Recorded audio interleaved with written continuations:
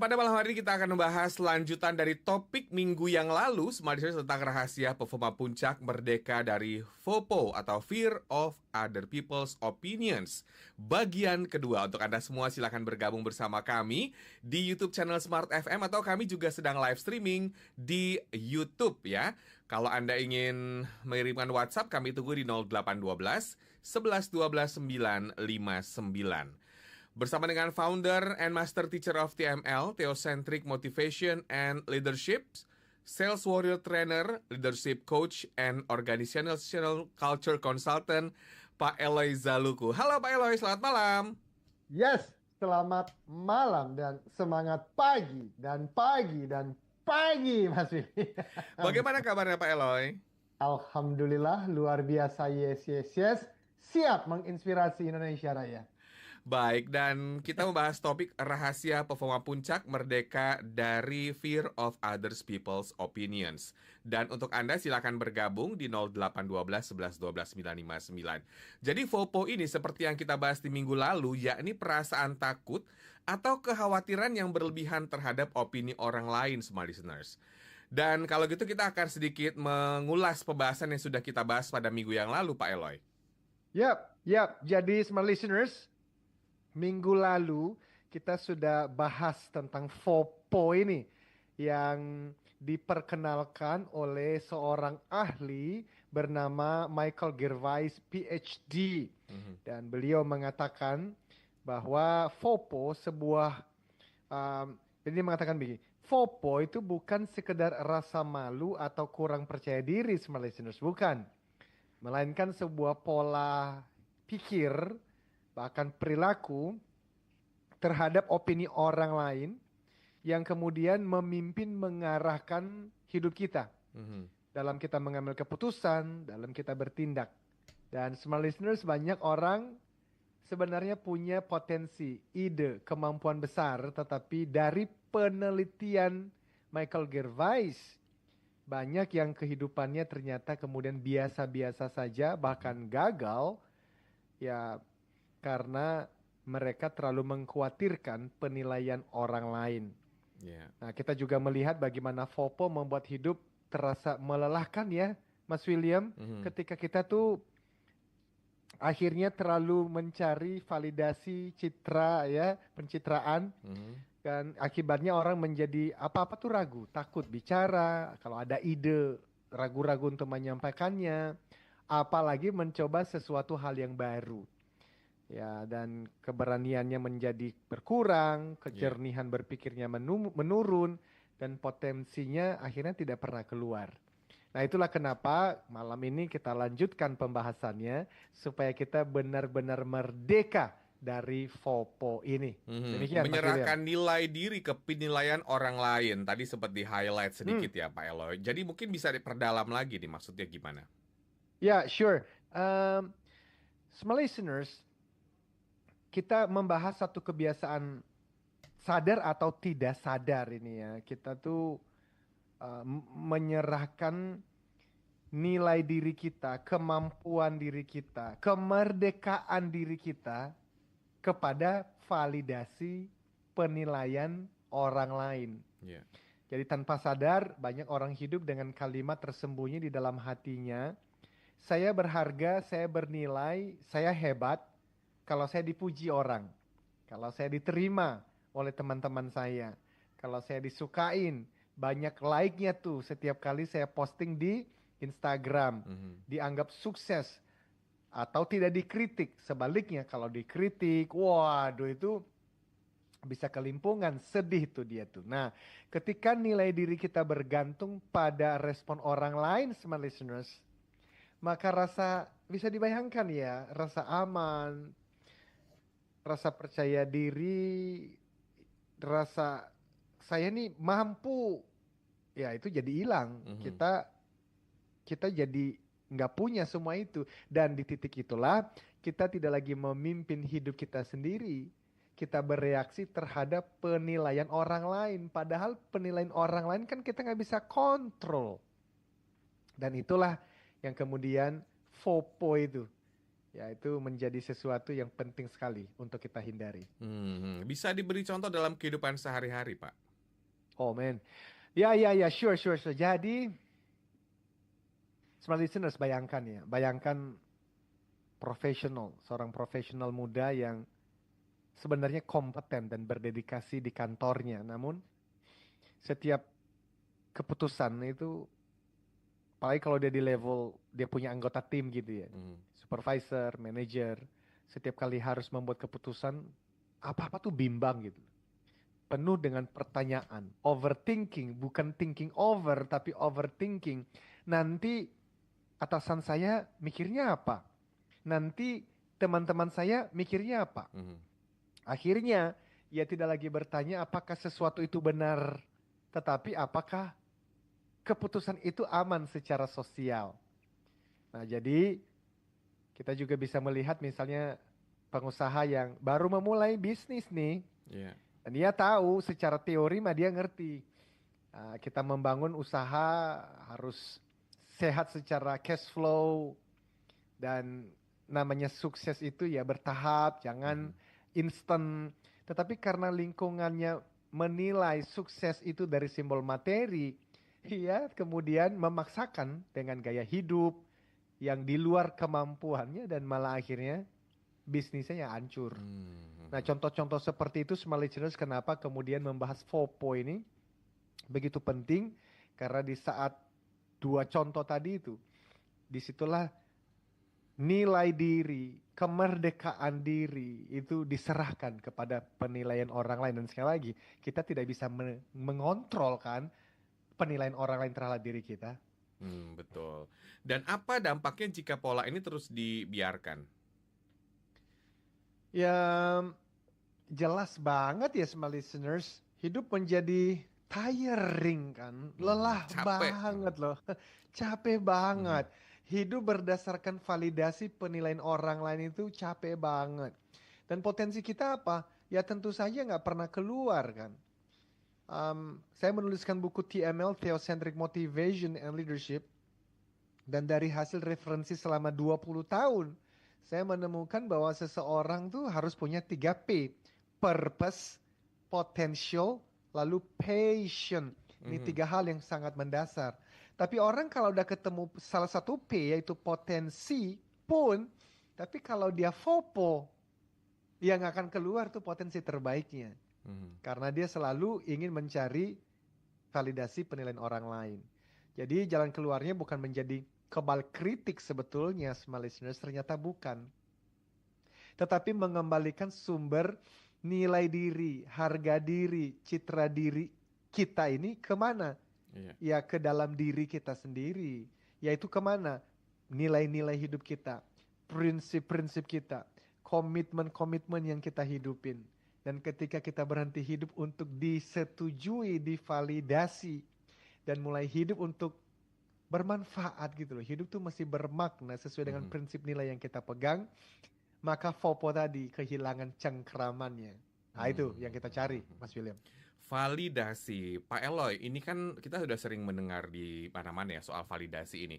Sebetulnya contoh validasi itu dan maksudnya apa sih Pak? Kalau dalam dunia kita sehari-hari atau juga di sosial media, contoh realnya itu gimana Pak? Ya realnya tadi ya kan, kita sebenarnya secara finansial belum cukup untuk membeli iPhone terbaru. Karena bahkan ada orang tua yang harus dibawa ke dokter untuk berobat misalnya. Tetapi ya kita bela-belain beli iPhone itu. Hanya untuk apa? Ya supaya sama dengan teman-teman di kantor yang semuanya pakai iPhone. Ya kalau memang punya duitnya ya nggak apa-apa, silakan saja. Tetapi kan itu, banyak orang-orang tuh yang memaksakan diri ya karena mau diterima. Demikian juga dengan yang lain-lain, entah itu adalah mobil, entah itu adalah, ini kan musim liburan nih. Banyak orang-orang yang pay later, yang akhirnya nanti ya habis waktu sampai tua hanya untuk membayar cicilan. Demi apa? Ya kan kita nanti posting di media Di sosial kita sosmed. masing-masing demi orang-orang bilang, wah dia berhasil loh, dia berhasil loh. Ya padahal ya, sebenarnya apa sih yang dicari? Nah itu loh, FOPO itu nanti kita akan bicara mengenai the neurobiology of FOPO. Karena ini gampang ngomongnya Mas William. Mhm. Tapi ketika kita bicara mengenai cara kerja otak, kita kemudian ngerti. Oh pantas, kenapa kok saya? Kenapa kok teman saya? Waduh, begitu sulitnya untuk merdeka dari FOPO ini. Ya, kita bahas sebentar lagi. Nanti kita akan lanjutkan. Silakan bergabung bersama kami di WhatsApp 0812 11 12 959. Kami kembali setelah jeda berikut. Smart FM, the spirit of Indonesia. Kembali Anda simak dalam Smart Motivation bersama Eloy Zaluku. Smart Motivation. Terima kasih Anda masih bersama kami dalam Smart Motivation, dan topik kita di malam hari ini adalah rahasia performa puncak merdeka dari FOPO, Fear of Others People's Opinions, bagian kedua, bersama dengan founder and master teacher of TML, Theocentric Motivation and Leadership, Sales Warrior Trainer, Leadership Coach, and Organizational Culture Consultant, Pak Eloy Zaluku. Dan kita masuk di sesi yang kedua. Untuk Anda yang mau bergabung di WhatsApp, kami tunggu ya di 0812 11 12 959. Nah, kita sudah membahas soal FOPO dari sisi psikologis dan sosial. Dan kalau membahas lagi apa yang dimaksud dengan FOPO, yang disampaikan Michael Gervais, katanya juga masuk ke ranah neuroscience. Gimana nih Pak Eloy? Yes, absolutely. Dan saya suka banget karena neuroscience adalah judul buku saya berikutnya yang masih saya siapkan. Dan ini sih harusnya menjadi pemahaman penting banget untuk banyak orang. Michael Gervais menjelaskan bahwa FOPO itu berakar pada cara kerja otak. Neuroscience itu kan ilmu yang mempelajari cara kerja otak. Nah, smart listeners, otak kita itu dirancang ya, oleh sang pencipta tentunya. Salah satunya untuk bertahan hidup dalam kelompok. Nah, di awal pada masa itu dunia tidak serame dengan media sosial sekarang. Pada masa itu diterima atau ditolak oleh komunitas. Itu bukan soal perasaan, tetapi soal hidup dan mati karena memperebutkan makanan ya binatang yang ketika mereka pergi berburu. Iya. Nah, karena itu otak mengembangkan sistem alarm sosial yang sangat sensitif ini. Masalahnya, dunia berubah jadi lebih cepat daripada otak kita. Hari ini dikritik di rapat atau dikritik di media sosial, tidak disukain, berbeda pendapat lagi mengancam hidup kita sebenarnya. Namun otak primitif ini merespons seakan-akan itu adalah ancaman nyata. Jadi FOPO bukan karena kita lemah, melainkan karena otak kita masih menggunakan tanda kutip nih, menurut Michael Gervais ya, masih menggunakan software lama di dunia yang sudah sangat berbeda. Itu, Mas William. Oke, menggunakan software lama ya Pak ya. Ya. Tadi Pak Eloy menyebut soal prefrontal cortex ya. Mengapa bagian otak ini sering kalah saat FOPO muncul, Pak? Nah, kalau bicara prefrontal cortex, bagian dari neocortex, kita bicara bagian otak yang lain terlebih dahulu, yaitu amigdala. Jadi sebenarnya ada dua bagian otak yang sangat penting waktu membahas tentang FOPO, yaitu apa? Amigdala dan neocortex.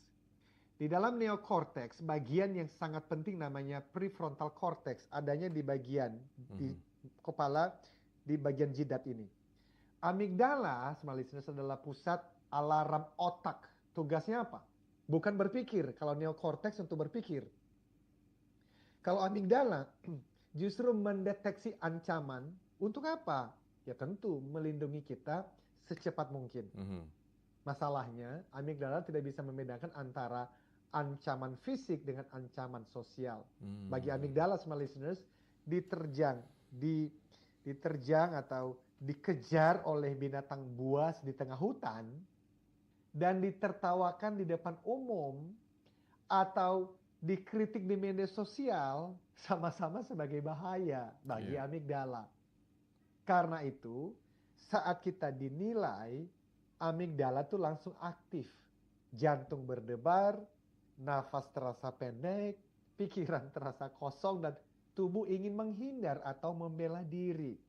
Inilah sebabnya, Mas William, FOPO itu terasa sangat emosional. Mhm. Kita tahu secara logis bahwa opini orang tidak membahayakan hidup kita, tetapi tubuh bereaksi seolah-olah kita sedang menghadapi ancaman nyata Bahaya. layaknya binatang buas sedang mengejar kita. Menariklah cara kerja otak ini. Jadi dia nggak bisa ngebedain ya, Pak?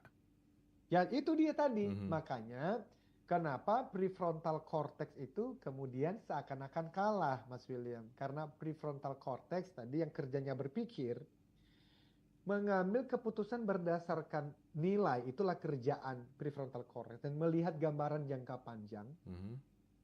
Namun dalam neuroscience ada prinsip sederhana. Apa itu? Ketika rasa takut menguat, ketika rasa takut tinggi, kemampuan berpikir menurun. Jadi saat amigdala aktif dan alarm berbunyi bahwa ada bahaya, hei ada orang yang gak suka kamu nih, hei ada orang yang melihat kamu nih, kayaknya dia tidak memvalidasi kehadiran kamu nih, prefrontal cortex cenderung melemah. Akibatnya kita berhenti bertanya, yang mana sih yang benar? Jangan-jangan dia tuh nggak lagi memperhatikan saya, dia lagi banyak pikiran aja. Enggak, kita langsung otomatis merasa tidak aman. Itulah sebabnya, smart listeners, FOPO membuat orang tuh berkata iya padahal ingin tidak. Ikut arus meski tidak setuju. Atau menunda keputusan penting. Ini bukan karena kurang pinter, tapi karena otak sedang berada di mode bertahan, bukan mode bertumbuh. Jangan heran kalau banyak aktivis ketika dulu masih kuliah kemudian bergabung dengan pemerintahan tertentu, Ya, tergoda. menjadi menteri atau menjadi direktur di sana dan di sini, kok sekarang udah nggak sekeras dulu ya dan tidak sejernih dulu ya berpikirnya ya. Ya itu tadi, karena amigdala mengambil alih. Begitu, Mas William.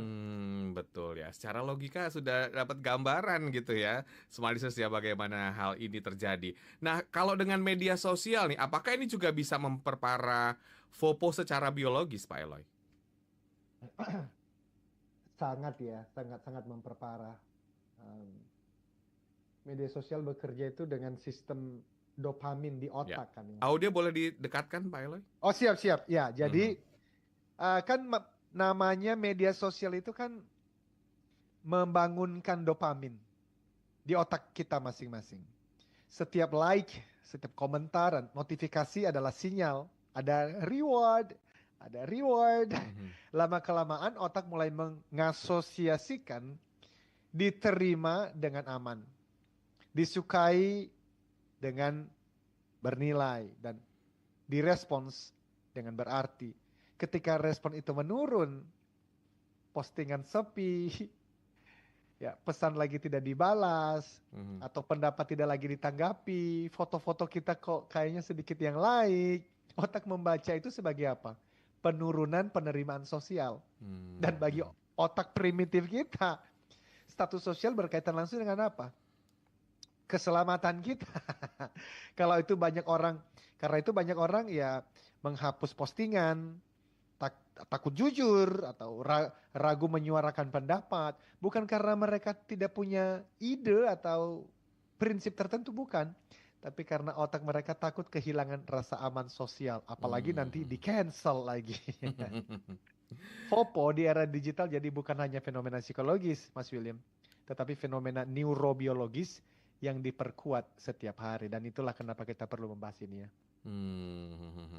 Dan ini menarik ya, bahwa Michael Gervais itu ingin kita memahami satu hal penting. FOPO itu terasa sangat kuat bukan karena opini orang lain yang begitu penting, tetapi karena otak kita itu juga memperlakukannya seolah-olah hidup kita tuh bergantung padanya ya Pak. Jadi ini sebetulnya kayak, ya sebetulnya ada rasa manusiawinya juga, tapi kalau dibiarkan terus-menerus akhirnya kita jadi apa? Jadi korban gitu. Setuju nggak sih Pak Eloy?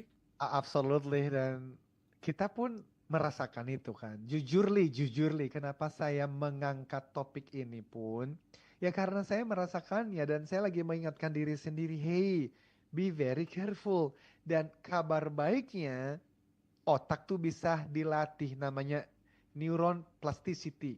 Otak tuh bisa dilatih, sampai umur berapapun otak tuh bisa dilatih.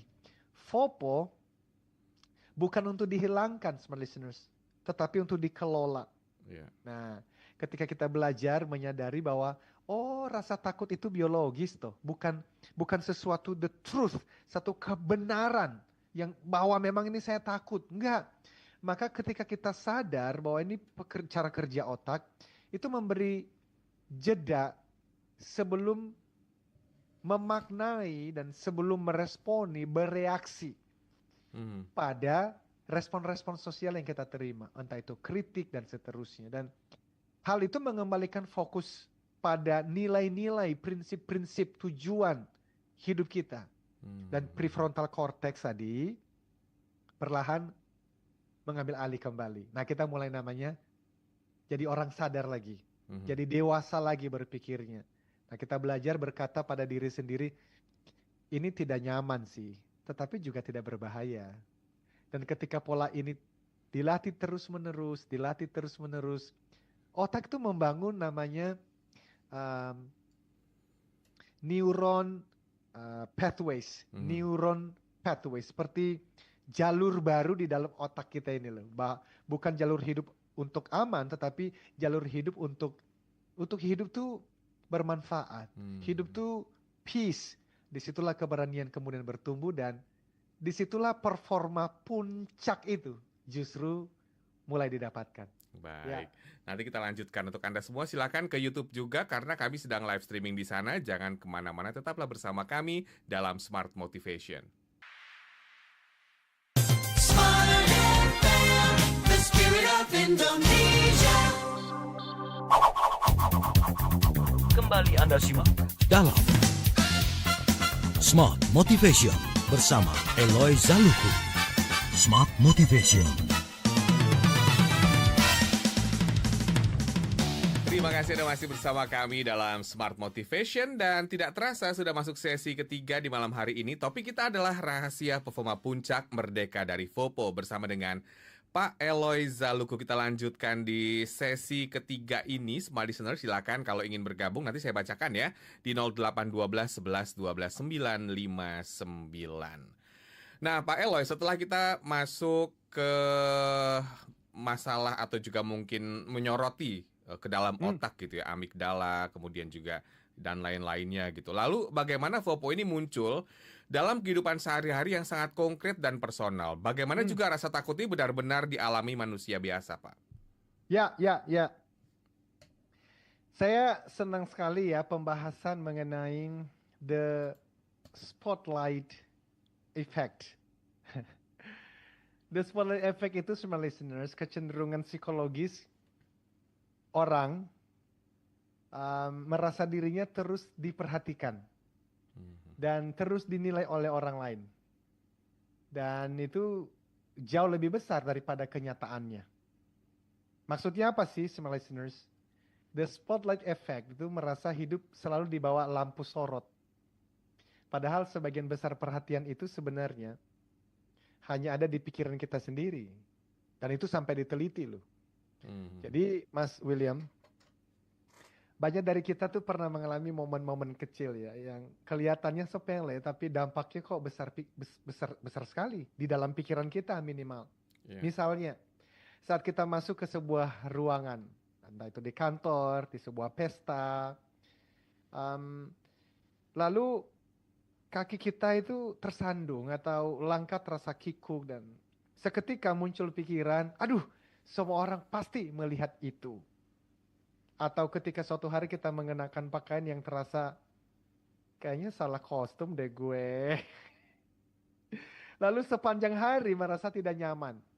Seolah-olah setiap orang yang berpapasan dengan kita sedang memperhatikan, menilai kita.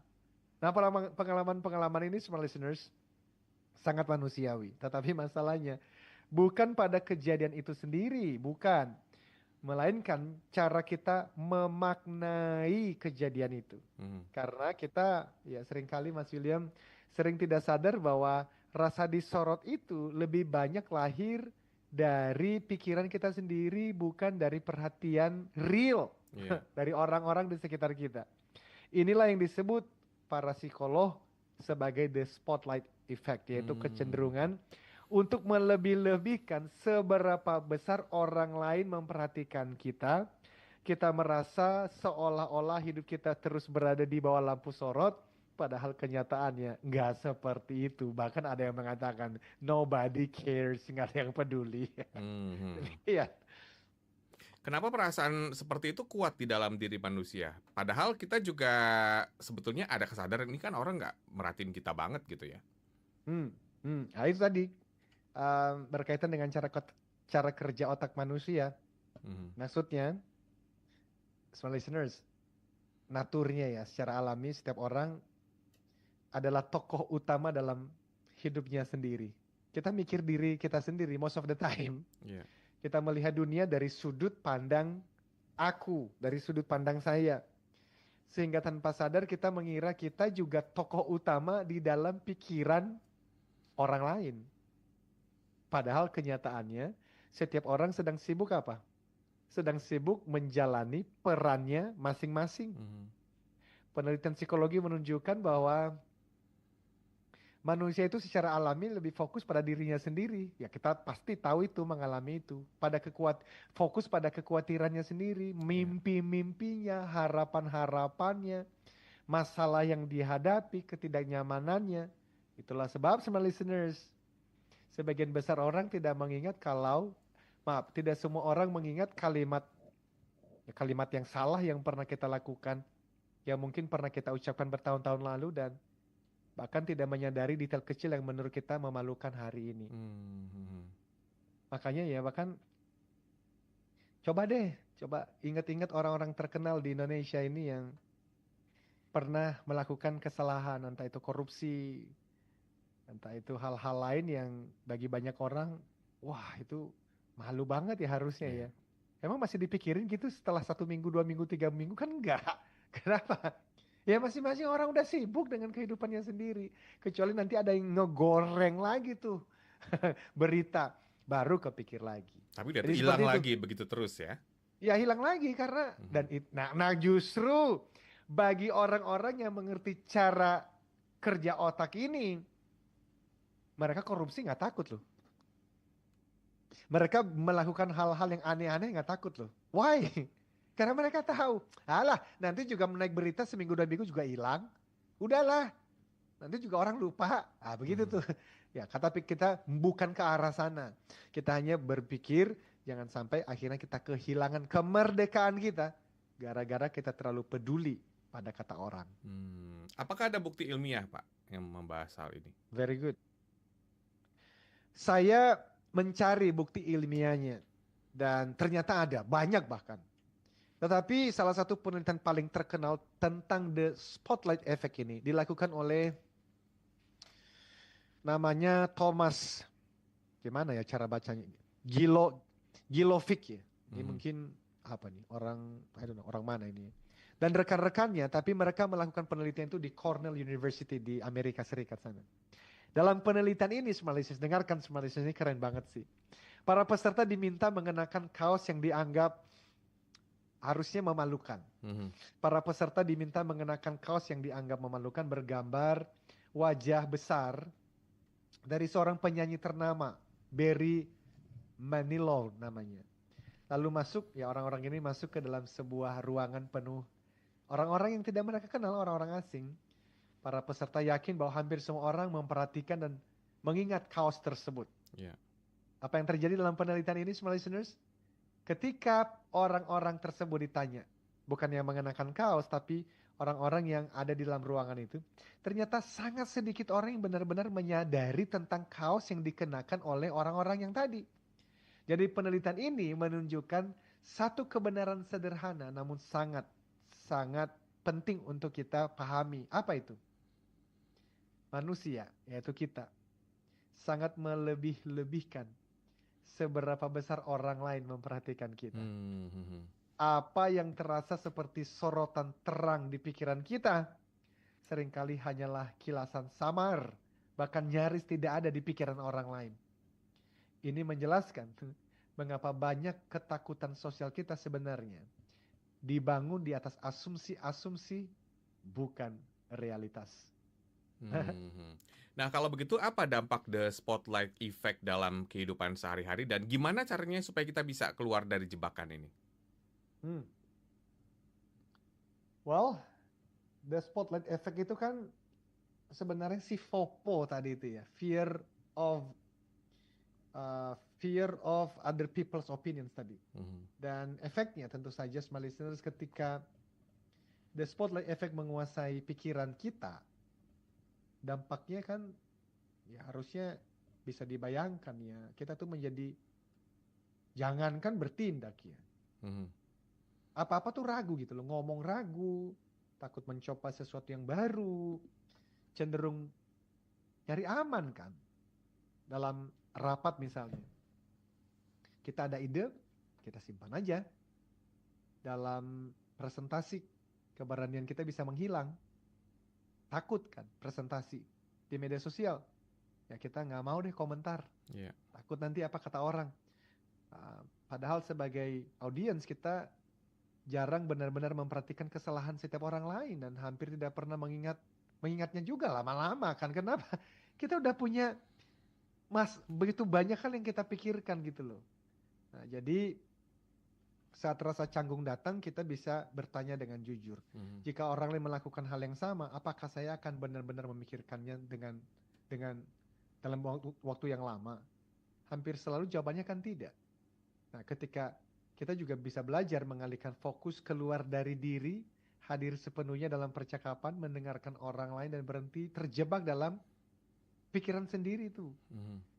Menerima ketidaksempurnaan juga sangat penting karena tidak ada manusia yang sempurna. Artinya apa? Udahlah, kalau salah-salah dikit, ya bukan berarti salah secara moral gitu ya. Yang kita bohong-bohong bukan, tapi misalnya dalam hal presentasi. Ya sudahlah, ada kalimat begini.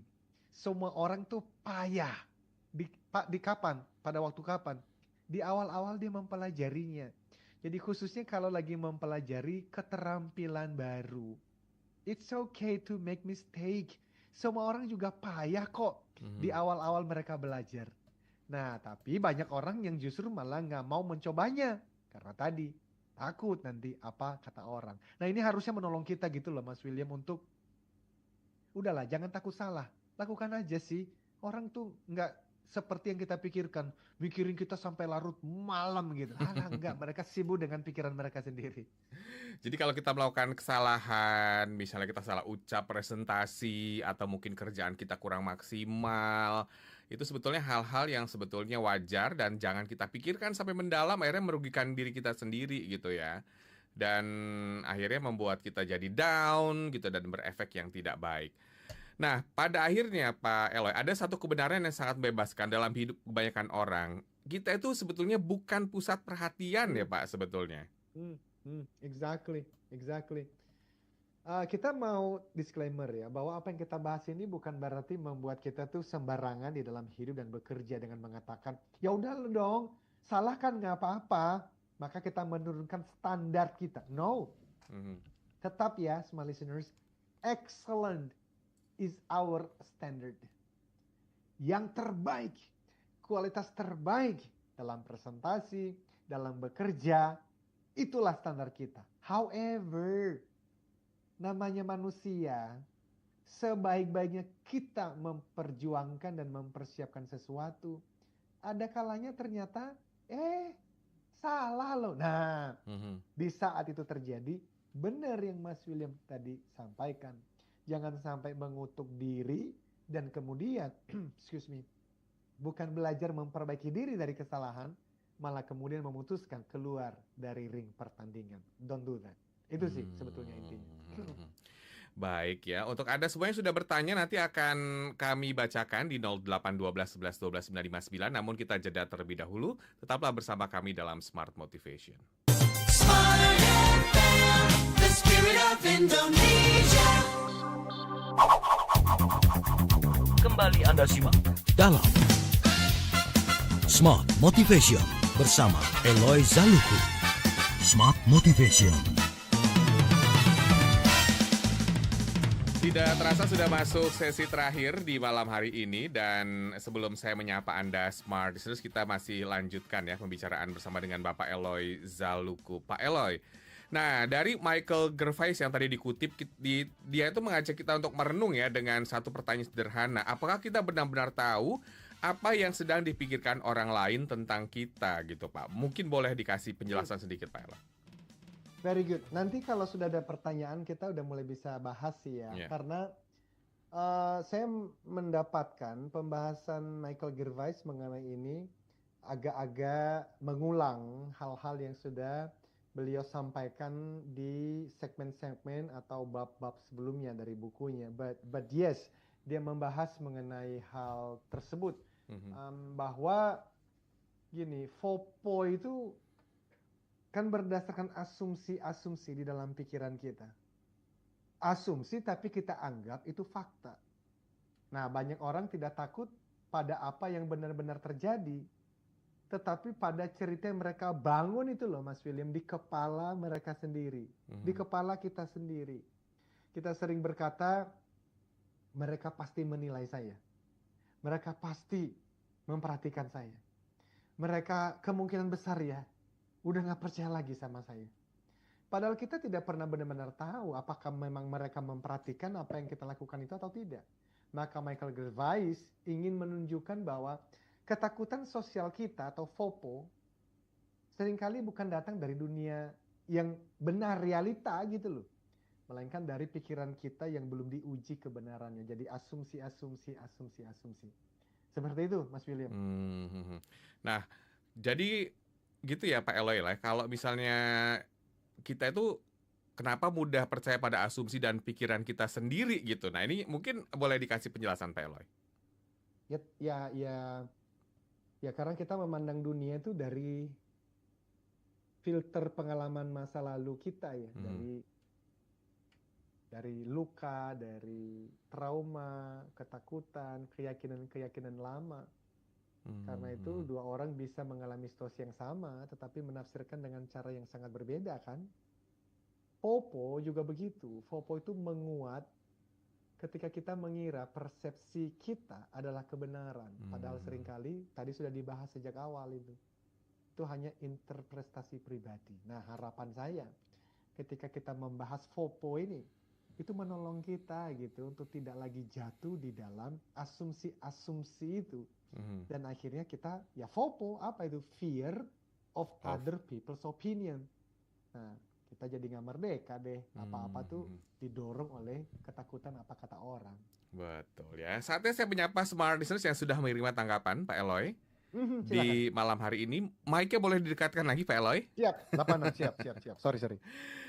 Selamat malam dari Bapak David di Jakarta. Pak Eloy, saya termasuk orang yang kurang confidence. Ketika ada pembahasan soal saya di kantor, besoknya saya jadi sedikit minder. Dan betul kata Pak Eloy bahwa pendapat orang itu kadang-kadang hanya sekali lewat dan jangan ditancapkan di hati. Pak David, silakan Pak Eloy. Thank you Pak David. Saya suka sekali dengan kata yang dipakai, jangan ditancapkan di hati. Izin ya, saya pinjam kata itu untuk saya pakai di berbagai kesempatan. Seminar. Ya benar. Jangan ditancapkan di hati. Absolutely. Nah, justru kemudian bagaimana pemahaman ini Pak David diulang. Pak David terus ulang. Bahkan saya anjurkan tuliskan. Ya. Sebelum tidur tuliskan kalimat tadi itu. Bahwa pendapat orang lain terhadap kita itu cuman lewat, jangan ditancapkan di hati. Loh, kenapa ini penting? Karena neuroscience mengajarkan kita didorong oleh pikiran terkuat kita. Nah, pikiran terkuat itu, kenapa kok pikiran menjadi kuat? Karena diulang. Kan tadi pertanyaan Pak David mengatakan saya termasuk orang yang minder atau tidak percaya diri. Gimana dong supaya jadi percaya diri? Khususnya ketika ada teman-teman di kantor ngomongin. Ya Iya. diulang kalimat tadi. Kata teman-teman atau omongan orang lain itu cuman lewat. Jangan ditancapkan ke hati. Walaupun ada catatan kaki ya Pak David. Namun kalau ternyata yang mereka bicarakan ada benarnya, maka kita jadikan itu untuk memperbaiki diri. Karena Luas. gini loh, Foucault atau Michael Gervais tidak mengeluarkan teori ini untuk kemudian kita menjadi cuek terhadap apa yang dikatakan orang 100%, tidak. Mhm. Karena kalau itu yang terjadi, kita kan tidak menjadi bertumbuh ya, merasa diri selalu benar. Tapi kalau kemudian ini pembicaraan kecil-kecilan, gosip-gosip gitu ya, nggak usah dipikirkan Pak. Ulang saja kalimat tadi. Apa yang dikatakan orang itu cuman lewat aja. Jangan Hmm. ditancapkan di hati. Demikian. Betul. Pak David, terima kasih. Selamat malam dari Marta di Makassar. Hmm. Pak Eloy, bagaimana menghadapi omongan-omongan negatif atau kritik-kritik negatif dari rekan-rekan kerja? Saya termasuk yang sensitif dengan kritik. Dari Very Marta good. di Makassar. Dua hal dari saya Bu Marta. Yang pertama, tidak ada orang yang suka kritik. Saya juga nggak suka. Namun demikian yang kedua, kita bisa memaknai kritik itu dengan dua cara. Yang pertama, apakah kritik mereka itu membangun kita menjadi manusia yang lebih baik? Mhm. Kalau iya, belajarlah dewasa, terimalah itu. Tapi jangan lupa yang kedua, apa itu? Know your strength. Kenali kekuatanmu. Hmm. Karena dengan kita mengenali kekuatan kita, itu akan menolong kita menjadi kuat menghadapi setiap kritikan tadi. Iya. Kan begini ya. Ada yang disebut sebagai ikan. Ikan itu Mbak Marta, jagonya berenang.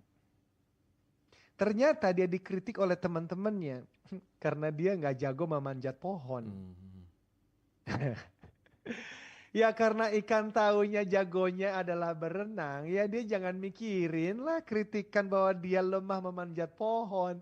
Karena memanjat pohon itu bukan kekuatannya.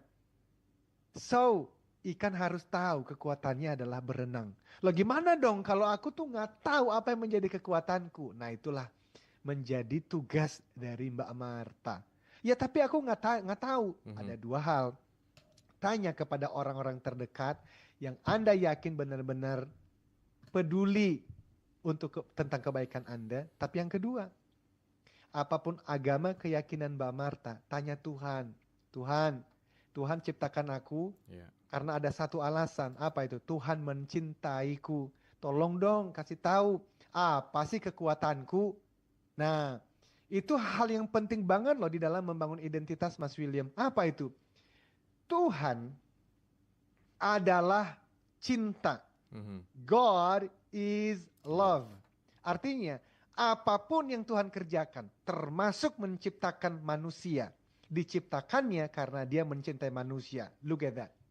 Kalau sampai Tuhan aja pencipta dan pemelihara alam semesta mengatakan I love you.